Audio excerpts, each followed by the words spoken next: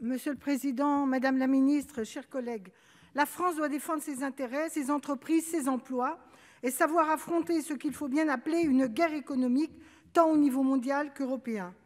Nous plaidons pour la coopération, mais ne soyons ni les naïfs de la mondialisation libérale, ni les bisounours d'une Europe qui non seulement se protège mal, mais organise en son sein une concurrence effrénée avec des dumpings sociaux et fiscaux.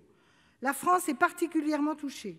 Il faudra bien changer ce cadre. Mais en attendant, il faut agir vite et si nous voulons stopper et inverser la spirale de désindustrialisation, de délocalisation, de détérioration grave de notre balance commerciale, en particulier avec nos partenaires européens, il faut donc créer désormais une politique d'intelligence économique. Je vais me concentrer sur ce point parce qu'il y a beaucoup à faire dans beaucoup de domaines. La plupart des grands pays développés ont des programmes d'intelligence économique, des outils particuliers voués à cette fonction, en particulier les USA et l'Allemagne. Et si nous avions eu des structures réellement opérationnelles, avec une mobilisation de tous les acteurs territoriaux et sociaux, avec une culture partagée de l'intelligence économique, nous aurions certainement pu anticiper et éviter la vente d'une partie de notre fleuron national Alstom à General Electric, le démantèlement technique qui passe sous pavillon américain.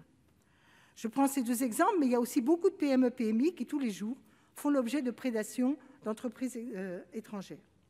Donc l'intelligence économique est un outil qui permet de mobiliser les forces vives du pays, l'État, les territoires, pour d'une part anticiper, faire une stratégie de veille sur les risques qui nous menacent, qui menacent nos entreprises, grandes ou petites, et qui menacent notre capacité productive.